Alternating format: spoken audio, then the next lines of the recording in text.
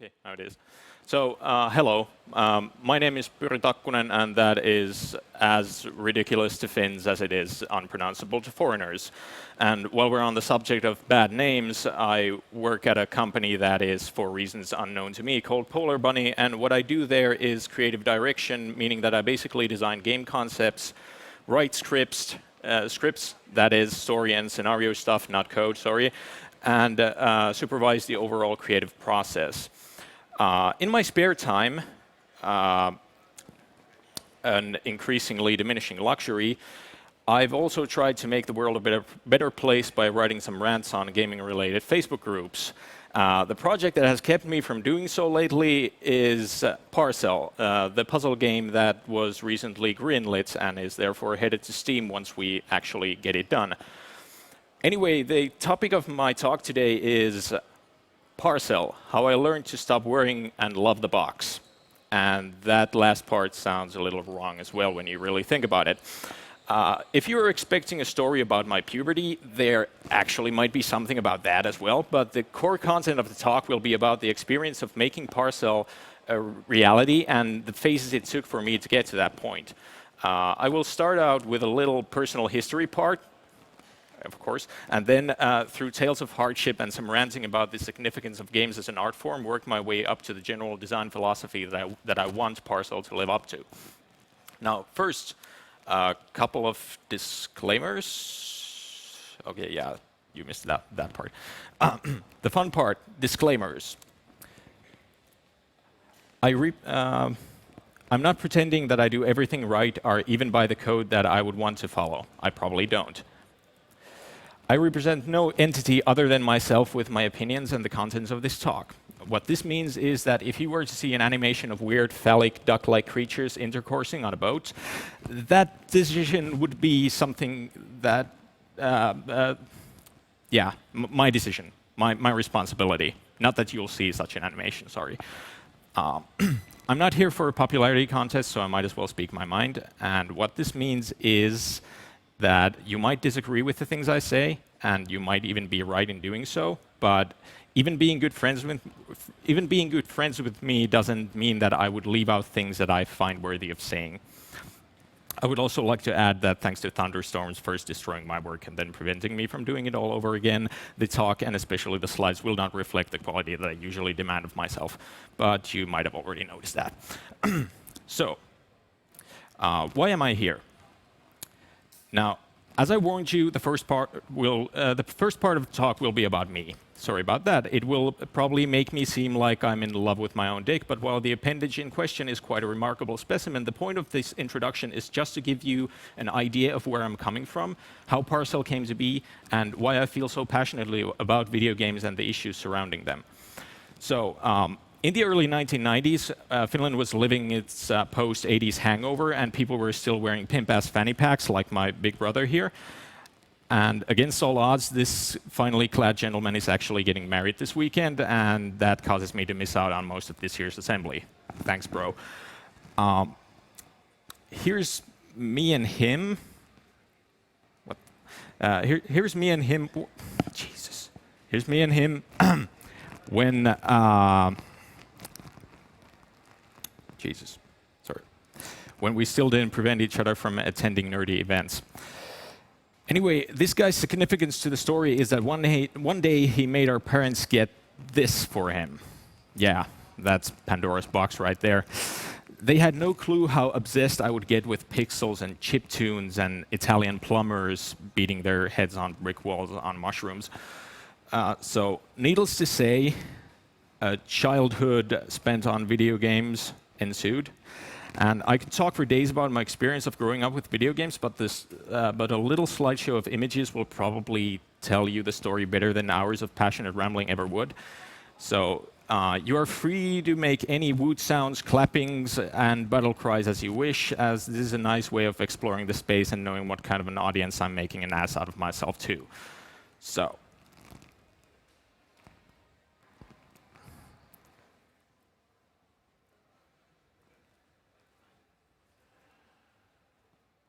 Fuck 7, by the way. 6 is better. Waiting. Okay, it's not loading that. Anyone play this ever?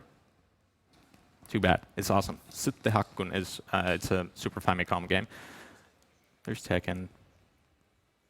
Awesome. Select your vehicle.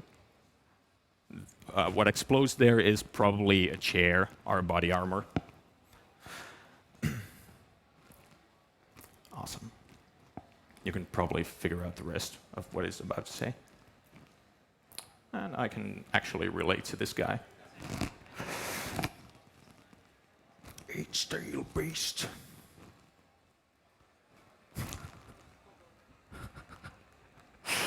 Oh, so much violence in my childhood. And then some mahjong. And then some more violence. And then some violence with Voldo. And yeah, this is pretty much an image describing the word epic.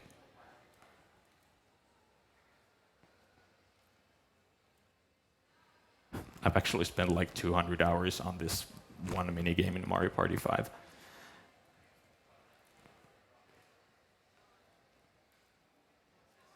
If you haven't played this with 4 players, play with 4 players.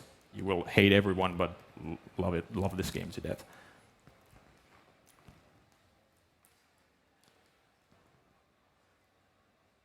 I'm actually one of the 200 people who have passed the Test Your Might tournament by faulting 0 times. And I've also survived a minute in Super Graphics Run. What a nice way to end this with senseless violence. So yeah, video games are awesome.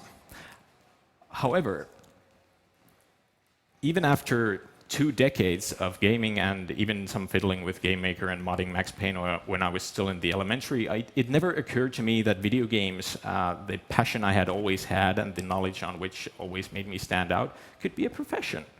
It wasn't as obvious back then as it might be to the next generation of game designers who can't escape news about how profitable and respectable a job in games is. I know I'm getting old and grumpy when I envy the young folk like this. Anyway, even without a clear goal in life motivating me, I did well in school. Not that it was thanks to hard work. The natural ability to easily memorize completely useless things turned out to be beneficial in getting good grades. Go figure. Anyway, while all my friends went to med school, law school, and some other well-respected profession school, I had no idea what I wanted to do in life. Just no idea. The real world did not seem to offer me enough reason to strive towards anything. I was nevertheless kind of comfortable living in a box of my own, pretending that the world isn't simple, miserable, and solid all the way through. But I knew I needed to be creative in some way, so I went to film school. There were a couple of reasons why I never felt at home there, despite the place being full of weird creative types like myself. I wanted to do script writing, but the restraint of reality made me lose interest. Reality, with its humans and weather conditions and unpredictabilities, was an airtight, imagine-killing box, and I was thinking way too much outside of it. As much as I enjoyed watching great films, the medium felt too restrictive for the kind of creativity that I felt I represented. Then, all of a sudden, after arranging gaming nights where barely clothed, drunk, sauna-fresh film school students shouted at each other like maniacs over a game of Mario Tennis, it occurred to me. I was the video games guy. The moment that thought struck me, I told my almost naked classmates to get the fuck out of my apartment so I could encapsulate myself there and come out as a beautiful game design butterfly. It was around this time that I also came up with the basic idea for Parcel. More on that later. There was one little obstacle, though. With the exceptions of little 3D modeling and the aforementioned game makering and modding as a 12-year-old, I had wasted 2 decades of fine human life on not learning the practical skills to make video games. What this meant to a 20-something was that I needed a team, badly. It was as clear as day that it was my destiny to enroll in a game school. I understand that had I been born 10 years before I did, that word alone would sound about as utopian as a bachelor's degree in ice cream, sex, and candy. If there's a degree like that, let me know. Being of the privileged generation that actually has such a thing as a game school on their disposal, it would have been disrespectful not to move to Outokumpu of all places to chase my dream that I had just realized I had always had. And it's probably loading the next slide. Yeah. So I attended the North Korea College game development program with the acknowledgement that I wanted to be a designer and find people with other skills to make the games with. I didn't expect to learn much from the school on the design front, as the curriculum was very focused on 3D modeling. You can probably see my exemplary attitude towards that part of the studies from these excellent samples of 3D artistry. But yeah, you actually need to see that center one to the end. It's awesome.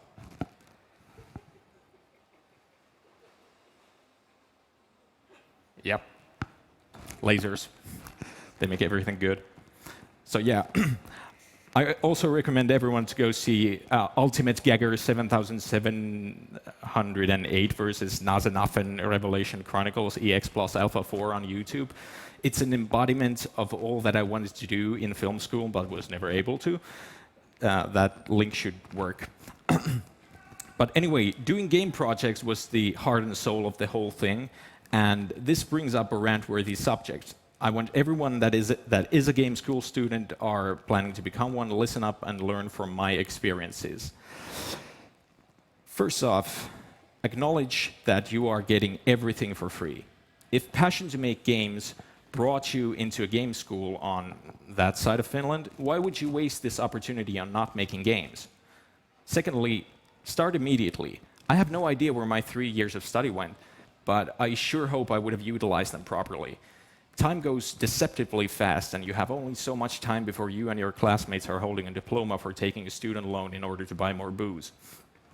The third, and at least to me the most important point, is that when you're a student and someone else pays for everything, you have all the freedom in the world to explore the medium and do something that would never enter production in the commercial world.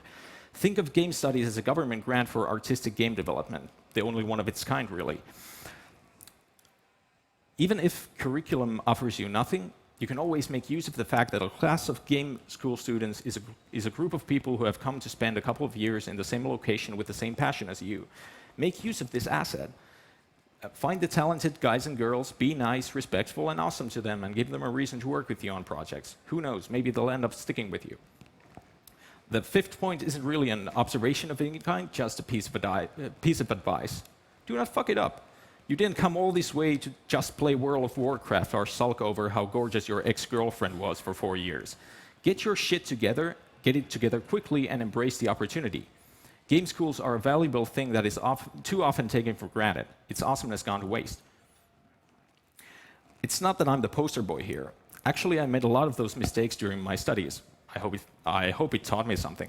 I at least tried to be active on the spare time projects front, but a lot of unfortunate things happened. What I learned from them was that there will always be forces trying to help you by making everything shit. If you have the ambition and determination to do something of your own instead of subcontractor-like tasks, hold on to your right to do so. Don't be a pussy. You owe the school nothing, so if you want to employ all the resources you can get in something that is entirely yours and something that motivates you better to go forward as a professional, do that. Learn to stand up for yourself. It benefits all parties, you, the school, and your possible employer. 2, everyone involved in the project should be sold on it. Everyone should feel that it is their game, or else the whole student card is too easy to use and hide behind. Doing nothing becomes an attractive option when it's exactly what you want to do for a project. 3, when it comes to creative stuff and other things without definite answers, there needs to be that one person who makes the final decisions. A dictator, with emphasis on the dick part. I talk about genitals a lot, don't I? As easy as it is to divide the game design responsibility with the bestest friend you have or the person who seems to share your passion, it will only end up as a mess of opposing views, and once you've argued over everything and reached that middle ground, that's exactly what you'll be left with. Middle ground. I bet you that middle ground is more shit than Extreme A or Extreme B, which both could have been excellent games. Be respectful towards other designers' unique visions by letting them design their games without your intervention while you design yours without theirs. Exchanging ideas is awesome, almost crucial, but having to battle over every creative decision isn't worth anyone's time or nerves. Hard as this may be for the more sympathetic people, such as myself, it's actually easier to maintain friendships by not fucking over game projects that everyone held dear. And finally, the dictator actually needs to be there and explain just about every day why something works or would work. Trust me, if you have a vision of what a game is supposed to be like, you are the only person who has that vision. Even if it's the best people you know, even if they already like the game, even if you think that it's crystal clear what the things are that make the game good, it's not. Do not leave your project unattended. It will mutate into something horrible that needs to be killed with fire. Design is not about letting other people make your game. It is about the everyday struggle of not letting it turn to shit. Without your guidance, it will. And talking about shit, a common thing I hear is that right now, it's the best possible time to enter the industry. While it is undoubtedly true that there are more tools available than there ever was before, and you're more likely to secure a well-paying job on doing something that vaguely resembles the pieces of software that made you choose this career path to begin with, saying that right now is the best time to start making games is a very optimistic, one-dimensional argument that doesn't adequately differentiate between the games that people want to create and the games that actually get made. Let's think about this for a minute. You want to enter the games industry in an era where everyone and their half-wit cousin are already making games. And also there are a couple of huge companies paying millions in order to get people to play their game they made in 2012. Each marketplace is so saturated that you have almost zero chance of getting your game noticed. That is, if you even get your game made, because the aforementioned everyone have also founded 1,000 game companies around you and hired everyone capable of Hello World. I would consider this just a personal lamentation and a case of tough shit, yo. If the games produced by this clusterfuck were all worthy of getting made and would advance the medium the same way that the games made in Finland did 10 years before, but they don't, so complain I will. All those talented people who could have become dentists or real estate agents chose this industry because they were passionate about making something remarkable, and what they ended up in was this ocean of buzzwords and bullshit. So much devotion, so much passion to create something extraordinary gone to waste. I wouldn't want to consider myself a proponent of any kind of extremism or offend anyone's livelihood, but worthwhile games are such a dear thing to me that I can't help but hate what is happening to all those passionate people who came into the games industry to inspire others like they've been inspired, but end up working on titles they would never play themselves. To invest all that time and all those resources into the most exciting medium humanity has come up with so far, and not making something spectacular out of that is a waste of everyone's time and disrespectful to the craft itself and the people who've helped create it. Luckily, thanks to the emergence of the downloadable market, there's a glimmer of hope that just came in time. Indie games are still awesome. Thinking back on that slideshow of game screenshots I showed you, you might have noticed a little pattern on shifting towards indie games. To the best of my knowledge, I did not get all hipstery towards the end of the last decade. And even if I acquired a more refined taste and wasn't as prone to even touch complete crap, the good games of the past are still good games, no matter how mainstream they were.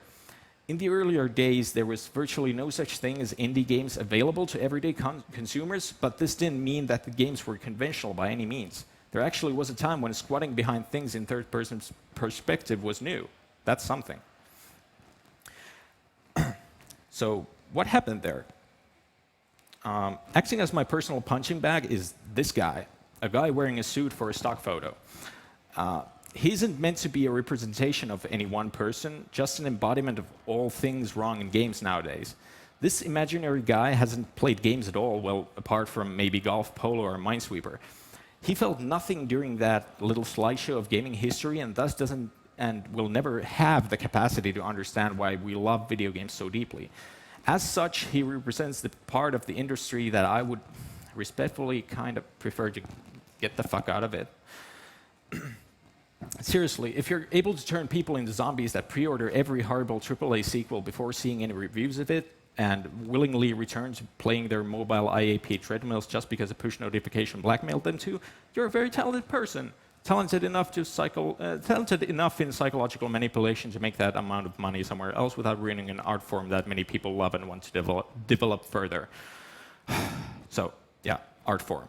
Why, yes, an art form, stock photo guy in a suit. I'm sorry to say this to those that have some reason to object, but games are art.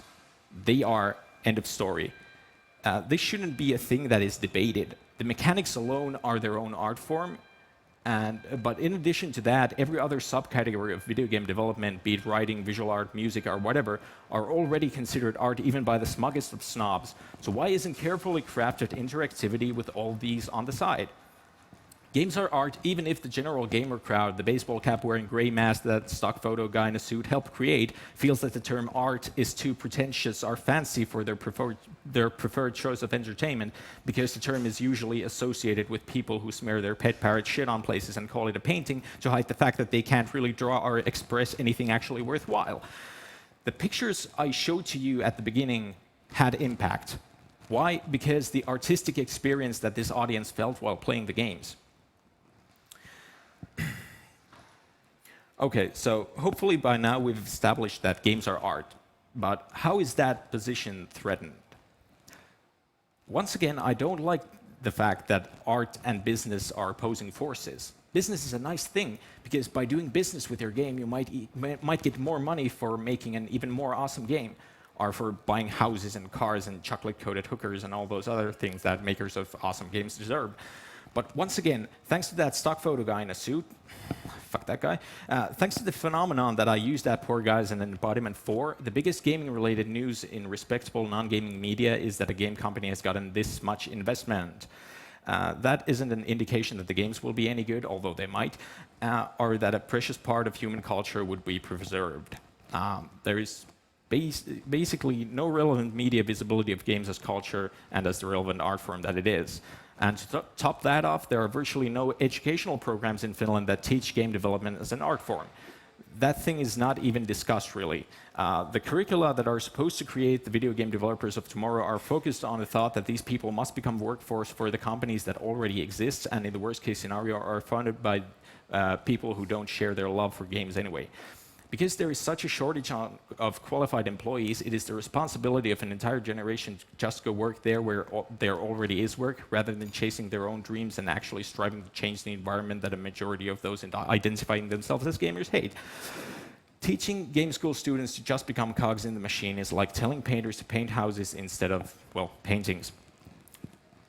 There actually was a time when the word game design workshop wasn't a synonym for retention and monetization seminar. To make things worse, there is no culture or funding for video game development. I want to be in an environment where game titles, not unlike keyboard drums at fucking Werewolf, can get funding because they seem awesome, regardless of whether or not it will have maximized sales potential.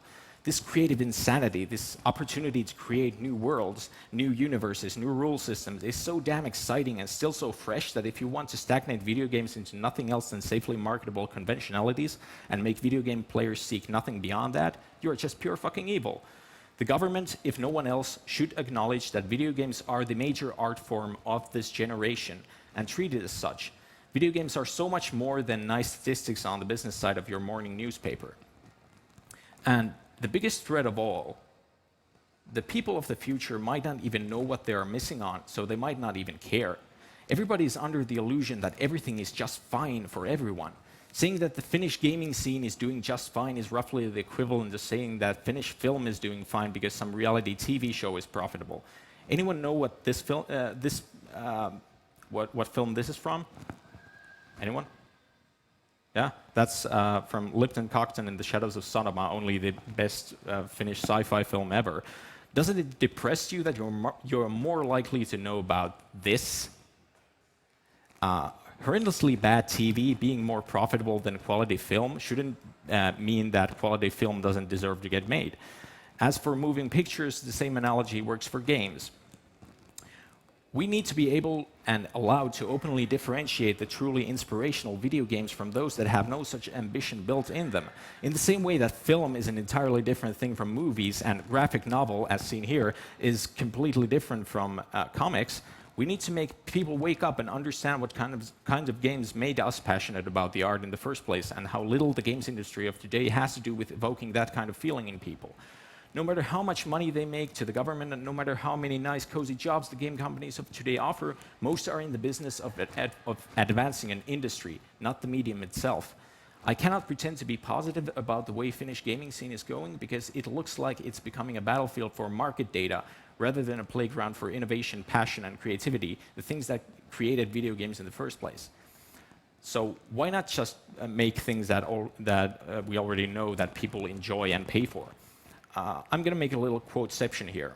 This is a picture of Steve Gaynor, the designer of Gone Home, showing a quote from Henry Ford. If I had asked what people wanted, they would have said faster horses. This is just a brilliant quote, and I want each and every one of you to remember that, because that is one of the very basic principles of game design. It is a game designer's duty, and it should be his or her passion to create something that people don't yet know that they want. If you create something solely based on the information that's already there, you're probably not creating anything worthwhile. Business people are horribly unaware of this basic thing, and that is why a majority of them fail while wasting humanity's potential. Market data, by this definition, is the exact opposite of innovation. If we are to make the divide between the artistically ambitious and commercially centered games, which I wouldn't like to do but will anyways, the artistically ambitious are the underdogs here. If we want justice, we've come to the wrong place, and at least at the wrong time. We have the disadvantage of entering the industry at an era where all kinds of bullshit, having a deep passion for creating something that is in many ways the exact opposite of what the environment expects us to create. I could, of course, just wait for the smoke to settle, but what if right now is the best time for me to make games? What if I've reached the age where kids, cars, mortgage loans, wives, and all that other time-consuming shit will start falling out of the skies, preventing me from effectively chasing my dreams? Obsession is a young man's game, so that means that I'm in a bit of a hurry to achieve the things that I want to achieve. I feel very privileged and lucky to have made it this far with Parcel, and I want to make sure that the game designers after me have, at the very least, the same opportunities to follow their artistic vision. So, now that we got that little temper tantrum out of the way, I might as well move on to the actual topic, that being Parcel.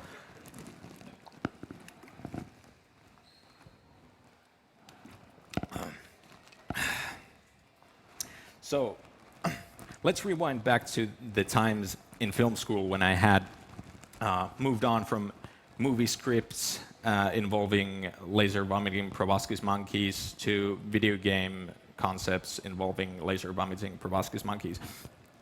Back then, I stumbled on some fan art of The Legend of Zelda Four Swords, and not being familiar with the actual game, I imagined it to be a puzzle-heavy co-op adventure where the characters have different abilities that are used to solve those block puzzles that Zelda games usually have, like these.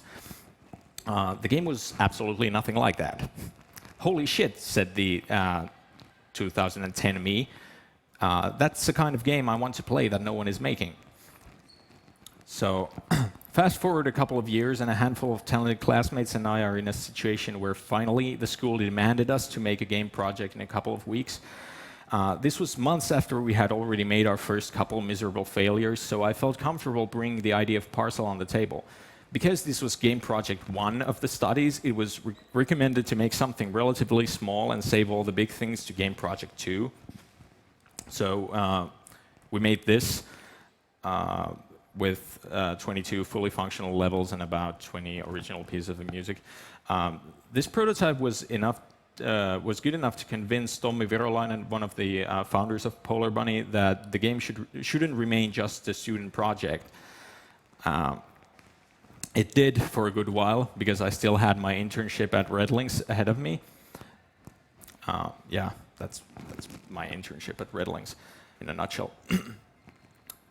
So once I got out of there, I called up Ville Valtiola, this guy, and told him to get out of school in order to make Parcel this time for real. It wasn't until March that he was actually able to. So a couple of months went by, and our milestones consisted mostly of funding application deadlines. Despite all of the sleepless nights spent on the applications, we didn't manage to convince any funding entity. That sucked. We knew we had a great game in our hands. We just needed the resources to make it full-time. It was actually quite depressing to see how clogged every possible channel for funding was. The best time to make your own games? Well, maybe if you're already loaded. This was when a little angel investment came in, and as an indie-minded, auteur-like control freak that I am, I was mostly concerned about my artistic freedom, but luckily the investor, whose specialty was mostly potatoes, had no interest in tampering with our creative process. Once we had gotten the financial thing, we got a little breathing room there. We were able to focus more on developing the actual game into something that, at the very least, looks good in a Steam Greenlight video. Steam being the logical channel to put a game like this into, it was high priority for us to ensure that once the game is done, it can be sold as well on the most relevant channel. We launched our Greenlight campaign on the 26th of June, and we were able to get greenlit on the first possible batch. It was frightening to see how much the very first days mattered, and well, you can see from the graph, as after them, the hourly visitor count dropped very close to 0. Had we not received the amount of votes we did on the very first day, we might be in Greenlight limbo for years. And it was probably thanks to the Finnish game development scene that we got as many votes as we did, so thanks if there's someone here who voted. Okay, so the game is greenlit, and it's coming to Steam in 2015. But what is the game, and why should you care? Let's make me shut up for a second and watch a video.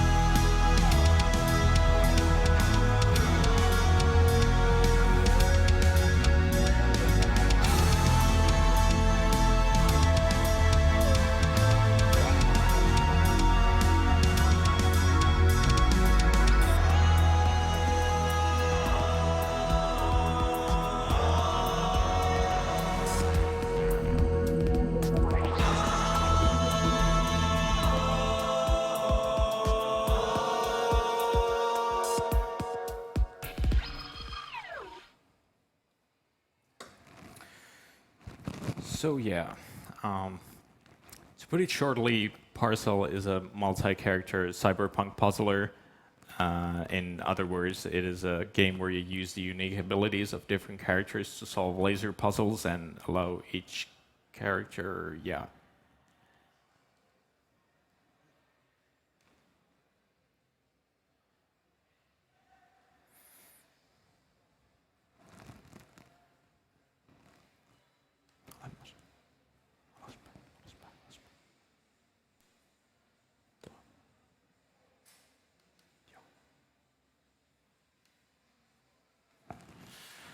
So yeah,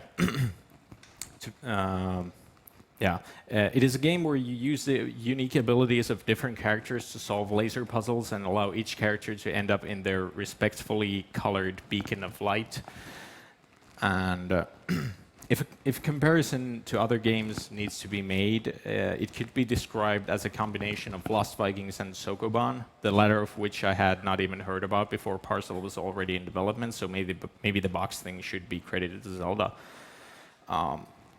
The atmosphere of the game is not exactly like Super Metroid, but it's the closest equivalent I can think of right now, and I'm sure that there are dozens of subconscious influences that I'm not aware of. So at the very center of Parcel, there is the mechanical core, the heart of all things, which can be stripped down to this. The game could, in theory, work on graph paper. I could have probably programmed a game like this myself, but I'm a bit greedy. I want the world to be more than lifeless squares. Oh, this is lifeless cubes. Adding more life to it would make the game more approachable and, even more importantly, more fleshy and capable of containing all kinds of content, such as a meaningful story and whatnot.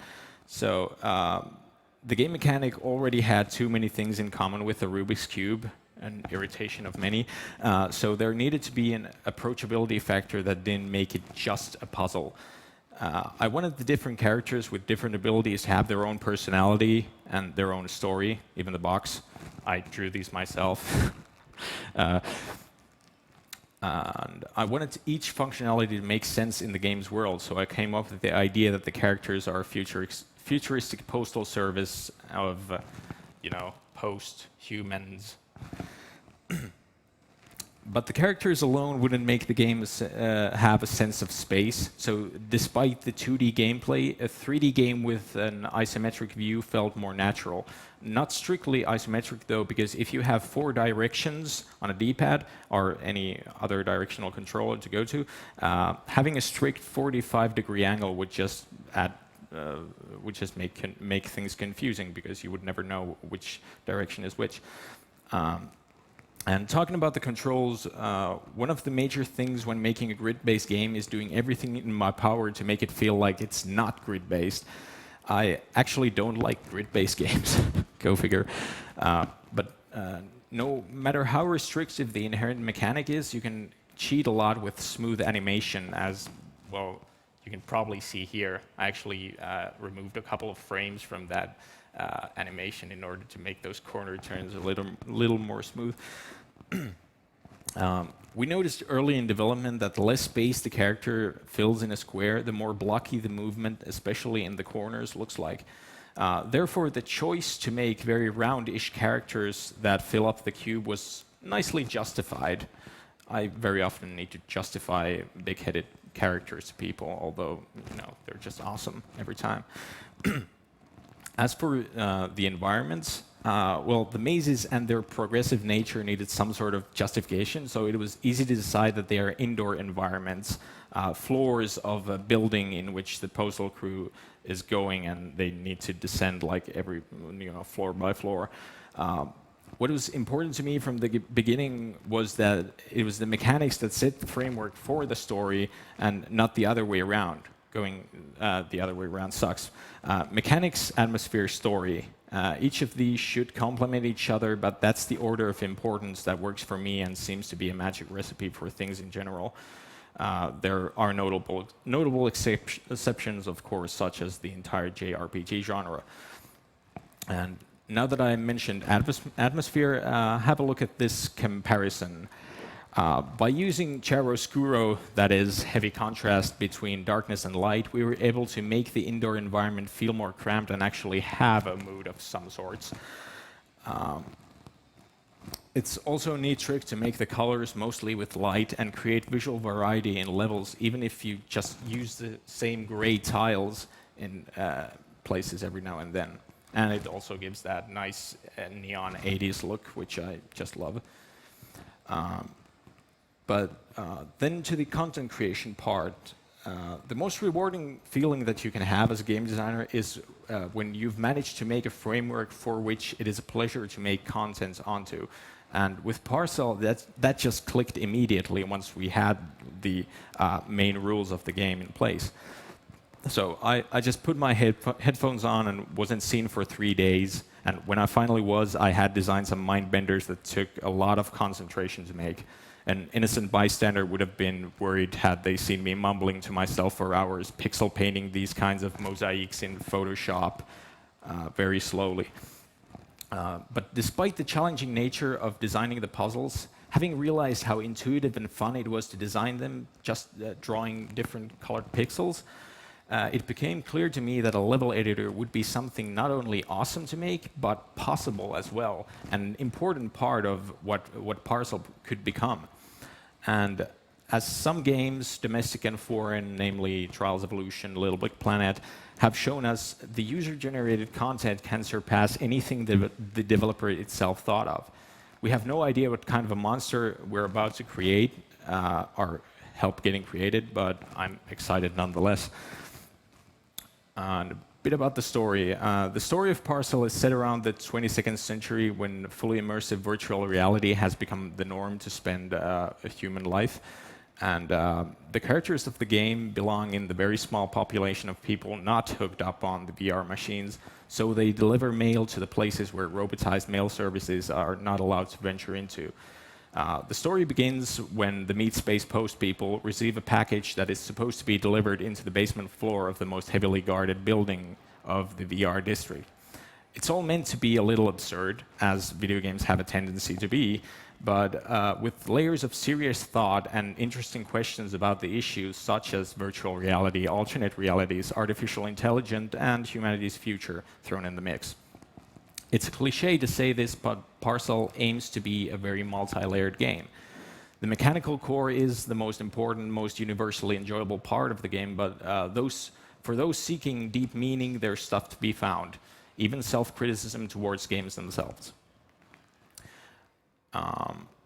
Now, even with all that chiaroscuro and 80s neon lighting, Parcel is hardly the most indie, artsy-looking game around. I'm the wrong person, of course, to ask whether or not it looks like an artistically ambitious game, but it probably doesn't in the same way that many other games do. But that's part of the trick.